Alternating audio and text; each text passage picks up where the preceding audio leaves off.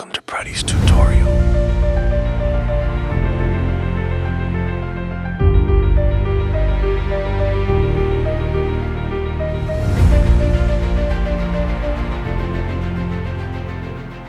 My name is Prudence and welcome to today's class. Now, my area of concentration will be mathematics, physics and further mathematics. So, today we are going to be doing mathematics under which we are having indices.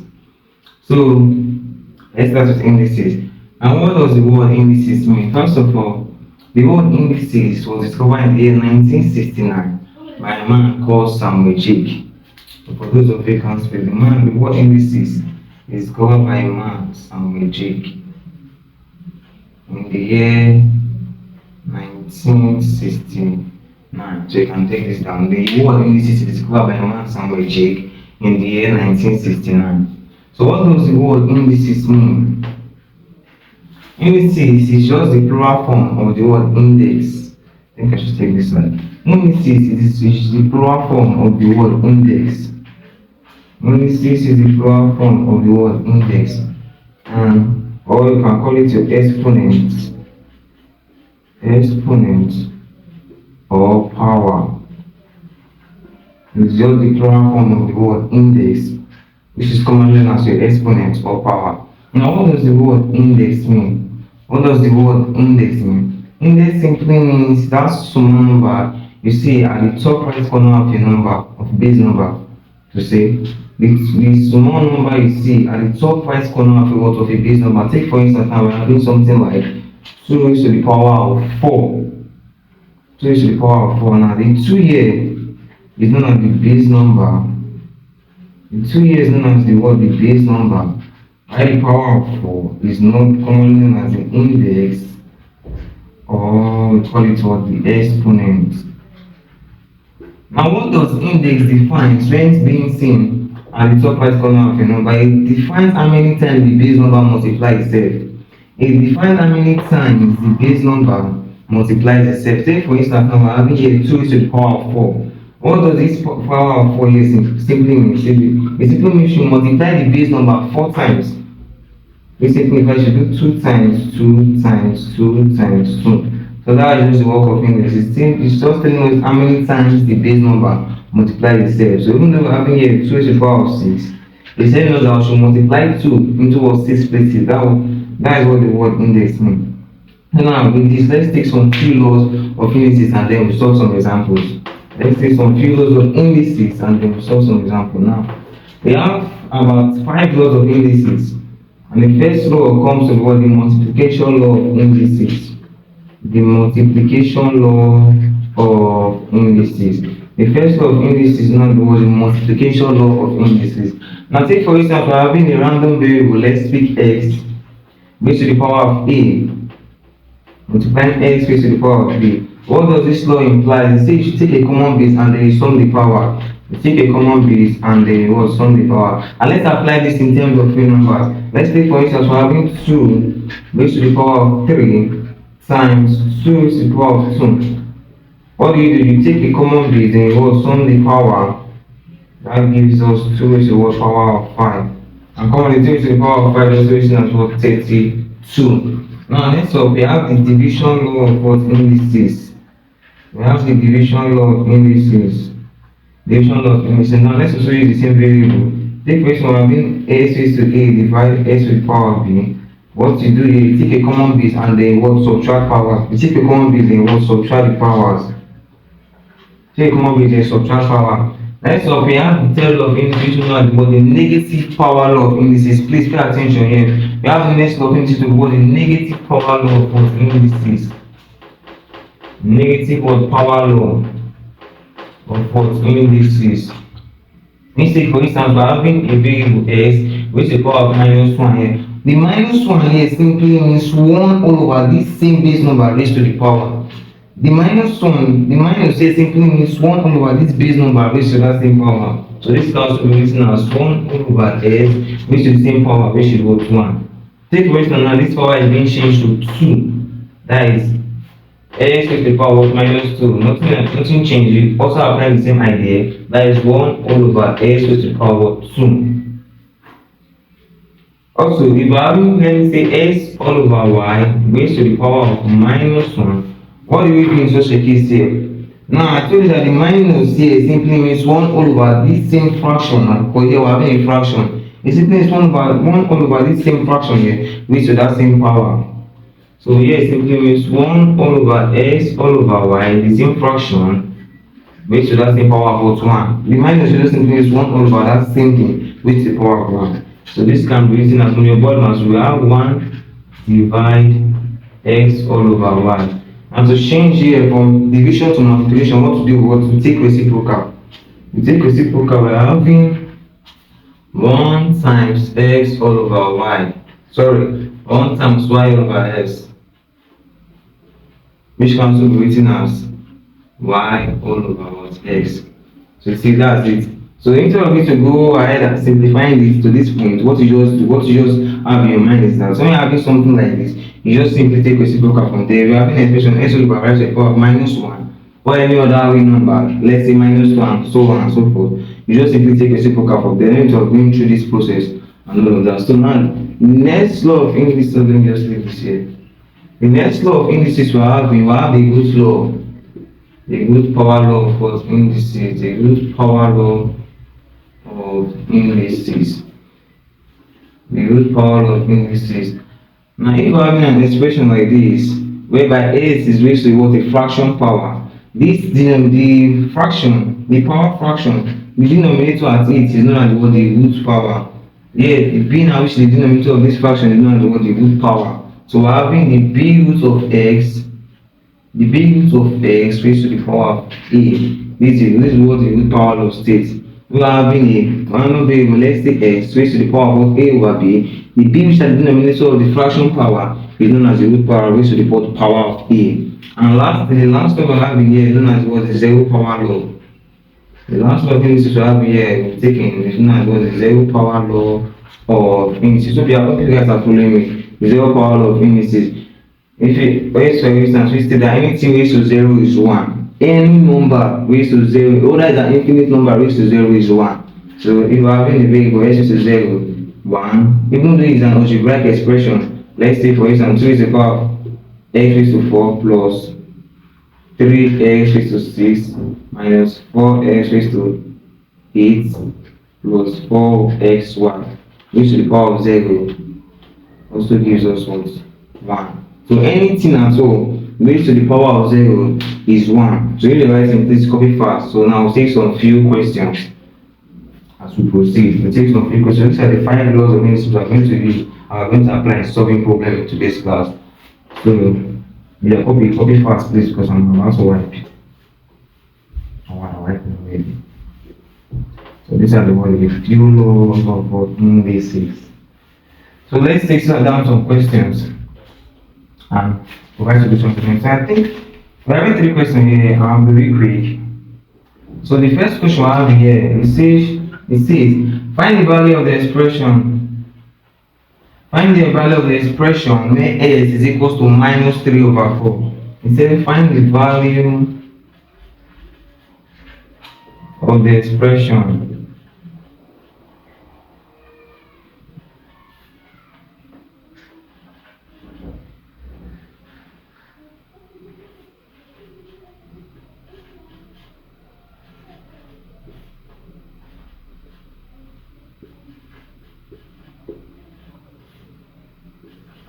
when x is equals to minus 3 over 4. Now once you just do here, this question is very simple as you can see now. You just do direct substitution here, and then we get our answer by applying some few laws of indices in solving the problem. So what to do here now, let's try solution. Now this direct substitution now. They've already given us the value of x to be negative 3 all over 4. So let's do substitution here now. This becomes 32 all over 81. Yeah, our s has the power of 3, so times minus 3 all over 4 raised to the power of 3, as seen here, minus 64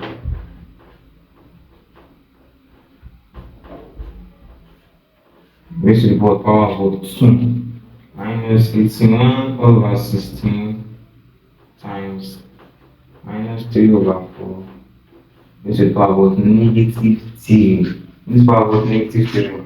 So let's just work out this bracket. Then we are then having 32 all over 81. Now here, please notice this now. When you're having a negative number raised to an odd power, just like 3, our answer will also be negative. But take for instance, we're having a negative number raised to an even power, our answer will be positive. For instance, now we're having minus 3 here raised to the power of 3, our answer will be negative 27.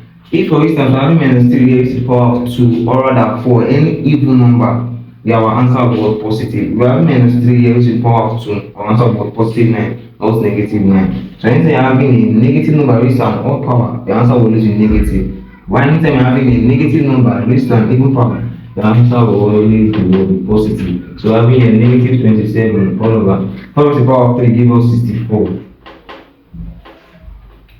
And else, let's open another bracket. 64 all over 27 times. I told you earlier, negative 3 raised to the power of 2 gives us positive 9. And then 4 raised to the power of 2 gives us 16. So minus 81 all over 16 times.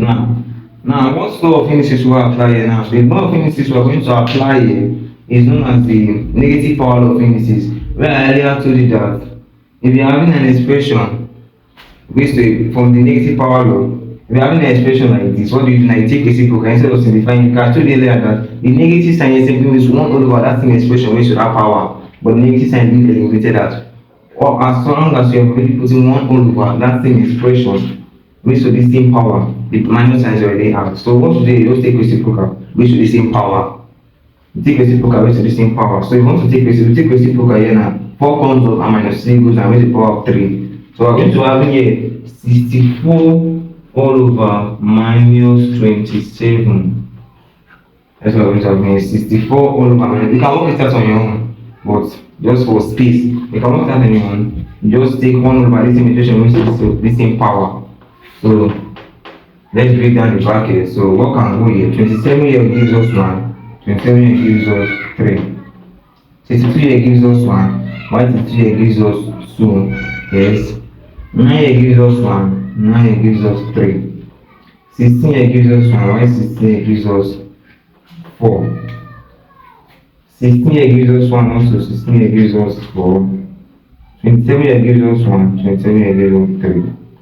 So what's our being left here now? 1 times minus 1 gives us minus 1. 3 times 2 gives us 6. So I'll be with minus 1 all over 6. Next bracket. 4 times 1 gives us 4. 3 times 1 gives us 3. So we're going to have minus 4 all over 3. And for the last bracket, so we're having 3 times 4 gives us 12.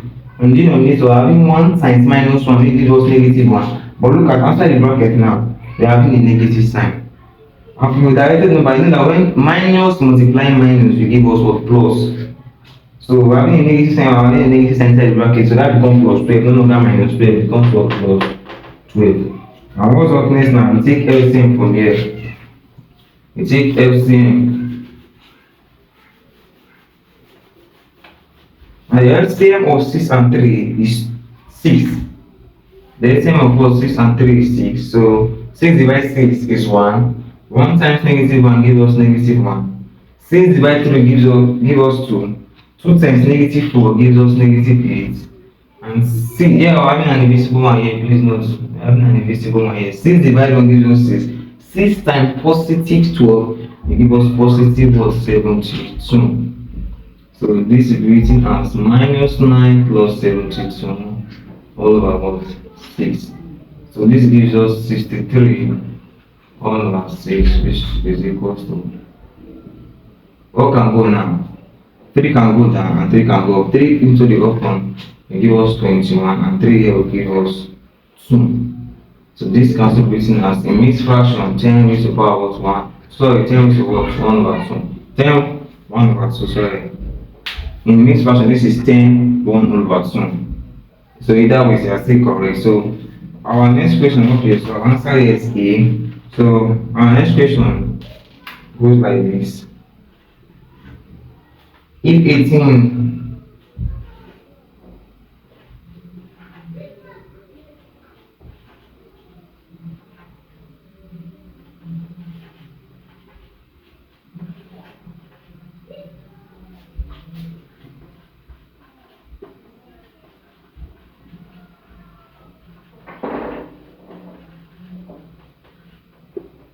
So our next question says if 18 raised to the power of 12 over 3 times 12 raised to the power of 1 over 3 is equal to 2 raised to the power of m times 3 raised to the power of n. So you should find the value of m plus n. So what should we do here now? There's an idea they want you to have here for this question particularly. There's an idea they want you to have here now. They gave us the on the last and the right answer we're having 2 raised to n times 3 raised to n. Now normally you should know that if I solve this question now, definitely they are expecting us to have this other side, which is the left hand side, to be in this form before you can get the value of m and n. So let's work it out now. So this becomes, what can we multiply to have 18? What will we multiply to have 18? We can have what? 9 times 2. 9 times 2 gives us what? 18. Please know that should be in factor of 3 and 2. Note that there should be in factor of 3 and 2. That is the way we can simplify this. So that this other, the left hand side and right hand side will be equal, they will be the same. So now, what can we multiply to give us 12? Remember, there should be in the factor of 2 and 3. So somebody will say 6 times 2 gives us 12. But if you use 6 times 2 to give us 12, you won't be able to break it down so that it will be in this form. But if you're having 4 times 6 to give us 12, you can 4 is to the power 4 now can be expressed as 2 to the power of 2, which gives us, which the expression has been in this form. So you should take note of that. So here we're having 4 times 3, 1 over 3, which is equal to 2 raised to n times 3 raised to n. So what's up next now? We express the guy in power of 3. So this becomes 2 raised to the power of 2 times 2, 2 over 3 times 2 raised to the power of 2 times 3, 1 over 3 is equal to 2 raised to the power of n times 3 raised to the power of n. Please realize and please write fast. So what's up next now?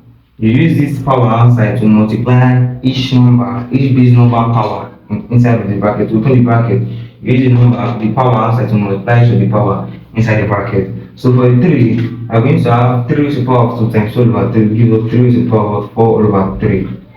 For the 2, this is 2 raised to the power of 1. But definitely 2 raised to the power of 1 also gives us 2. So this is 2 raised to the power of 1 times 4 over 3. That should be 2 raised to the power of 2 over 3. The bracket has been opened. For the last side now, this is 2 raised to the power of 2 times 1 over 3. That is times 2 raised to the power of 2 over 3. For the last side, this is 3 raised to 1. You know that 3 raised to 1 also gives us 3. So that becomes 3 raised to 1 times 1 over 3. 1 over 3. This is also 2 raised to the power of n times 3 raised to the power of n. You can see now, you can see things are falling in place now. So once you apply the multiplication law of indices here, the 2 families comes together and 3 families comes together now. So this becomes 2. Multiplication law of indices states that, please don't forget, when we are having a common base, you take one base and you sum the power. This becomes 12 over 3 plus 2 over 3 times the 3 family comes together. Take a common base also and then also sum the power. And it's 4 over 3 plus 1 over 3. And on the right hand side, we're having 2 raised to the power of n times 3 raised to the power of n. So let's work the power. Our LCM here is 3. 3 divided 3 gives us 1. Multiply by 2 gives us 2. 3 divided 3 gives us 1. Multiply by 2 gives us 2. So 2 plus 2 gives us what? 4. See. Also the LCM here is 3 and same thing happened. That gives us what? 5. Equals to 2 raised to the power of n times 3 to the power of n. So you see the idea now. Both the right hand side and the left hand side are what? The same. They are what? Equal. And when two things are equal, means they equate each other. When two things are equal, you can what? Equate each of them.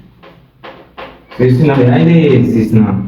We equate each thing, both on the right hand side and the left hand side. We equate each thing. See both the right hand side and the left hand side are the same. So we equate each thing. So here we are having 2 raised to the power of 4 over 3.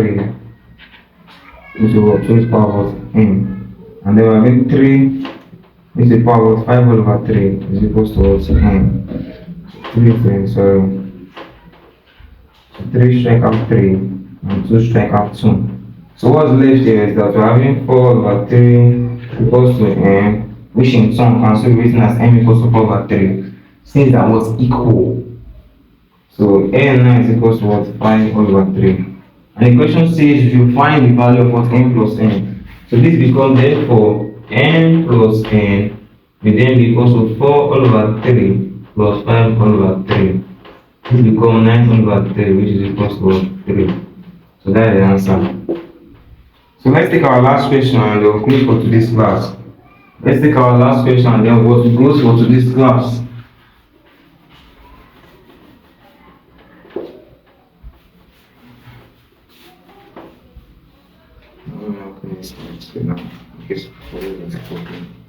So our last question says you simplify 25 minus 1 over 7 times 27 1 over 3 plus 1 2 1 over 2 please minus space times 6 to 5 minus 1 over 4. So this is our question. This is verify this now. So what I'm going to do is just this as easy as just applying the basic laws of indices and then you arrive at your answer. There is no work in here, there is no too much work here. So just apply the laws of indices here as easy as that, and then you get arrive at your answer. So 25 is the power of 1 over 2. From your negative law of indices, you remember that 25 is the power of from the negative power of indices. So know that when we're having the negative power here, what is the negative sign is 1 over that same number, the base number raised to that same power. So now 1 over 2 is also known as square root in indices.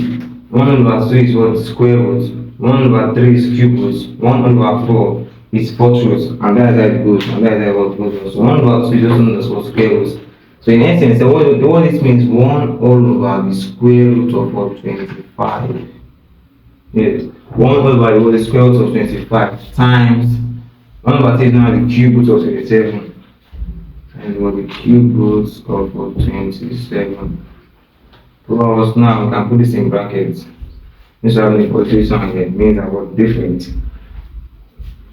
So here we're having a negative power here, so we take 1 over the square root of 1 to 1.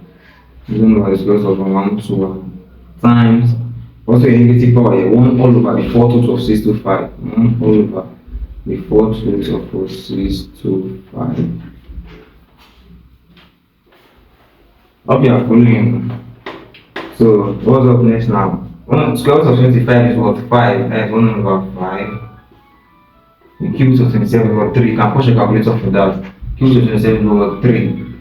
Why did I say the cube root of 27 is 3? 3 into 3 places here. I told you that exponent there define how many times the base number multiplies itself. So 3 times 3 times 3. 3 times 3 is 9. 9 times 3 is 27. That is how I arrive at this answer. Plus square root of 21 is what? 11 times 1 over the cube root of 625 is 5. So what's the reference now? So this is not same addition, is what's called multiplication.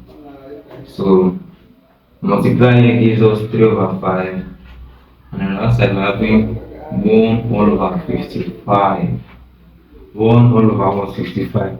So at this point, what we do now is that we take LCM. The LCM of 5 and 55 is 55. Because why? 5 is a factor of 55. So since 5 is a factor of 55, the LCM of 5 and 55 is 55. 55 divided by 5, that is 5 into that is I think 11. Why? Times 3. 55 divided by 5 is 11 times 3, give us 33. Sorry for that mistake. 55 divided by 55 is 1, multiplied by 1 gives us 1. So this becomes 34 over 55. Thank you. Thanks for watching and have a nice day.